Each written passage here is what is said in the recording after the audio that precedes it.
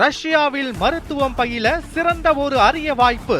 வெளிநாடுகளில் மருத்துவம் பயில சிறந்த முறையில் உதவுகிறது ஏஜே ட்ரஸ்ட் கல்வி குழுமம்.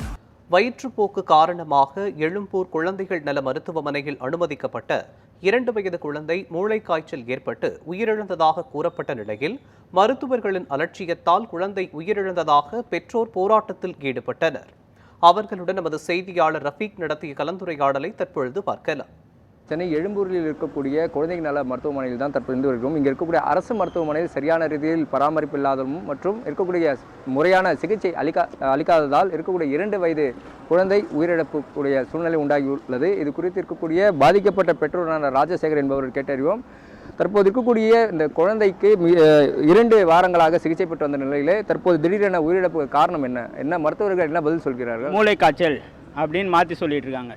ஆனால் நாங்கள் அட்மிட் பண்ணது ஜுரம் இது பண்ணோடனே அப்புறம் என்ன கிருமி தொட்டு இருக்குன்னு சொல்லிட்டு முதல்ல இன்ஜெக்ஷன் பண்ணி அது கிண்டியில் லேபுக்கு அமிச்சாங்க, ஜிஹெச்சுக்கு அமிச்சாங்க. இங்கே இருக்க இடத்துக்கு மொத்தம் 12 டெஸ்ட் அமிச்சாங்க, 13 டெஸ்ட்டு. அது எல்லாமே குழந்தைக்கு எந்த ஒரு பிரச்சனை இல்லை, நல்லா தான் இருக்குது. அது இல்லாமல் வெளியே ப்ரைவேட்டில் எடுத்த டெஸ்ட்டும் எல்லா டெஸ்ட்டும் எடுத்தது இது வரைக்கும் குழந்தைக்கு எந்த ஒரு, ஆனால் நுரையீரல் இன்ஃபெக்ஷன் மட்டும் சொல்லிகிட்டே இருந்தாங்க.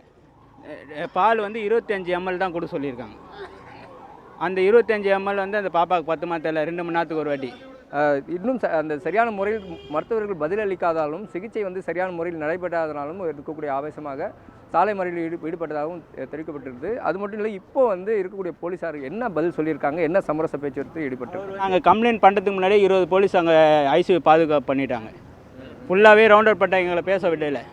அவங்க கேட்குறதுக்கு எல்லாமே நீங்கள் வெயிட் பண்ணுங்கள், நாங்கள் பேசிட்டு சொல்கிறோம், நாங்கள் டாக்டர்கிட்ட பேசுகிறோம், நீங்கள் டாக்டர் சொன்ன டாக்டர் வர சொல்லுங்கள் அப்படின்னு நாங்கள் சொல்லிட்டு இருந்தோம். ஆனால் அவர் அதை இது பண்ணிக்க மாட்டுறாரு. நாங்கள் உள்ளே இருங்க, நாங்கள் போய் பேசிட்டு உங்ககிட்ட தான். ஏன்னா அப்பா அம்மா மட்டும், ஏன்னா இப்போ நாங்கள் பேசுகிற நிலைமையில் நாங்கள் இல்லை. அதனால் நாங்கள் கூட எங்கள் அண்ணன் தம்பி பெரியப்பா இவங்களாம் பேசினா அவங்க அது ஒத்துழைக்க மாட்டாங்க. ஆனால் நாங்கள் பேச வேண்டிய நிலைமையில் இல்லை, ஏன்னா எங்கள் குழந்தை இறந்துருக்கு. ஆனால் அது அவங்க புரிஞ்சிக்க மாட்டாங்க. நீங்கள் இருங்க, நாங்கள் பேசுகிறோம், அது மட்டும்தான் சொல்லி எங்களுக்கு இன்ஃபார்ம் பண்ணி வெளியே இருங்க அப்படின்னு சொல்லி இது பண்ணிகிட்டு இருக்காங்க. பத்துங்கிறவங்க அனைவரும் சேஃப்டி இல்லாமல் தான் இருக்காங்க. பாம்பு வருமா, பூச்சி வருமா, தங்கத்துக்கு இடமே கிடையாது சார். இங்கே பார்த்தீங்கன்னா அதிகமாக பார்த்தீங்கன்னா பெட்டு வசதி பார்த்தீங்கன்னா 15 வருஷம் 20 வருஷத்துக்கு முன்னே ஸ்பெசிஃபிகேஷன் தான் வச்சுக்கிறாங்க. பெட்டு சைஸ் அவங்க 4 அடியில் தான் இருக்குது டோட்டலாகவே. அதில் குழந்தையும் படுக்கணும், மேலே குழந்தை படுக்க வச்சுட்டு கீழே பெட்ரோல் படுக்கணும். அது எப்படி சேஃப்டியாக இருக்க முடியும்? கீழே தவறி வீழ்த்து ரொம்ப சகஜமாகவே இருக்குது. பார்த்தீங்கன்னா அதேமாதிரி ஸ்பெசிஃபிகேஷன் ரொம்ப கம்மியாக இருக்குது. சிஎம் சார் அவங்க எல்லாத்தையும் டெல்லி போகிறாரு, அங்கே போகிறாரு, இங்கே வராரு. ஆனால் இங்கே சில்ட்ரன்ஸ் ஹாஸ்பிட்டல் தலைமை ஹாஸ்பிட்டல் இங்கே ஒன்று தான் இருக்குது. ஆனால் இங்கே எட்டி கூட பார்க்க மாட்டாரு. நலமுடன் இங்கிருந்து, அதாவது மருத்துவமனையிலிருந்து வீட்டுக்கு திரும்பாதாலும் இருக்கக்கூடிய குற்றச்சாட்டு அடுக்கடுக்காக முன்வைத்து வருகின்றன.